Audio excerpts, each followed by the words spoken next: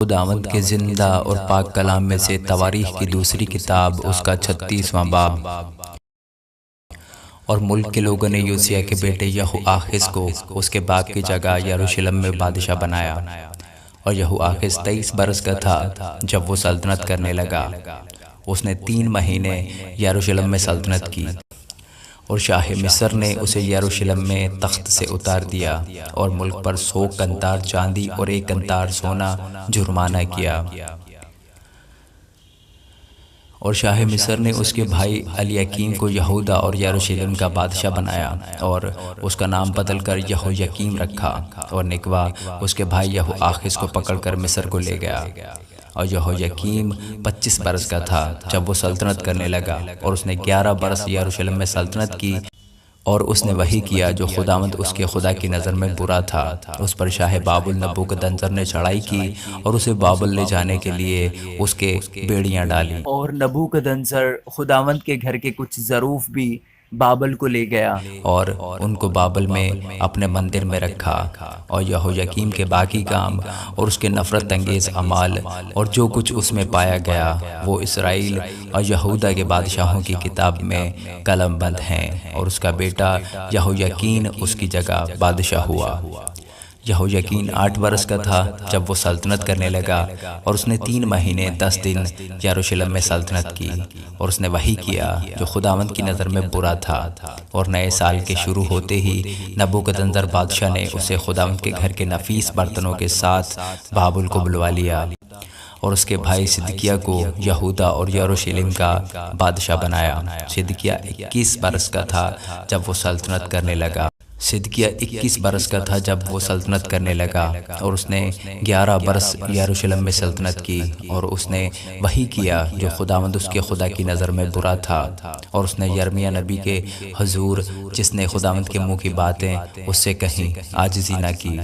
اور اس نے نبوکدنضر بادشاہ سے بھی، جس نے اسے خدا کی قسم کھلائی تھی، بغاوت کی، بلکہ وہ گردن کش ہو گیا، اور اس نے اپنا دل ایسا سخت کر لیا کہ خداوند اسرائیل کے خدا کی طرف رجوع نہ لایا۔ اس کے سوا کاہنوں کے سب سرداروں اور لوگوں نے اور قوموں کے سب نفرتی کاموں کے مطابق بڑی بدکاریاں کی، اور انہوں نے خداوند کے گھر کو جسے اس نے یروشلم میں مقدس ٹھہرایا تھا ناپاک کیا۔ اور خداوند ان کے باپ دادا کے خدا نے اپنے پیغمبروں کو ان کے پاس بر وقت بھیج کر پیغام بھیجا، کیونکہ اسے اپنے لوگوں اور اپنے مسکن پر ترس آتا تھا، لیکن انہوں نے خدا کے پیغمبروں کو ٹھٹھوں میں اڑایا اور اس کی باتوں کو ناچیز جانا، اور اس کے نبیوں کی ہنسی اڑائی، یہاں تک کہ خداوند کا غضب اپنے لوگوں پر ایسا بھڑکا کہ کوئی چارہ نہ رہا۔ چنانچہ وہ کسدیوں کے بادشاہ کو ان پر چڑھا لایا، جس نے ان کے مقدس کے گھر میں ان کے جوانوں کو تلوار سے قتل کیا، اور اس نے کیا جوان مرد، کیا کنواری، کیا بڈھا، کیا عمر رسیدہ کسی پر ترس نہ کھایا، اس نے سب کو اس کے ہاتھ میں دے دیا۔ اور خدا کے گھر کے سب ظروف، کیا بڑے کیا چھوٹے، اور خداوند کے گھر کے خزانے اور بادشاہ اور اس کے سرداروں کے خزانے، یہ سب وہ بابل کو لے گیا۔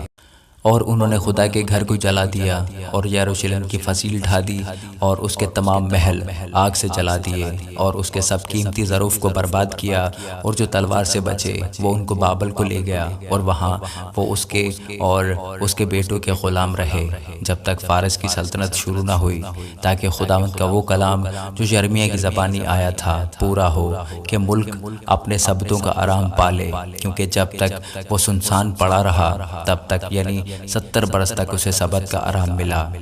اور شاہ فارس خورس کی سلطنت کے پہلے سال، اس لیے کہ خداوند کا کلام جو یرمیہ کی زبانی آیا تھا پورا ہو، خداوند نے شاہ فارس خورس کا دل ابھارا، سو اس نے اپنی ساری مملکت میں منادی کروائی، اور اس مضمون کا فرمان بھی لکھا کہ شاہ فارس خورس یوں فرماتا ہے کہ خداوند آسمان کے خدا نے زمین کی سب مملکتیں مجھے بخشی ہیں، اور اس نے مجھ کو تاکید کی ہے کہ میں یروشلم میں جو یہودا میں ہے اس کے لیے ایک مسکن بناؤں، پس تمہارے درمیان جو کوئی اس کی ساری قوم میں سے ہو، خداوند اس کا خدا اس کے ساتھ ہو اور وہ روانہ ہو جائے۔ آمین۔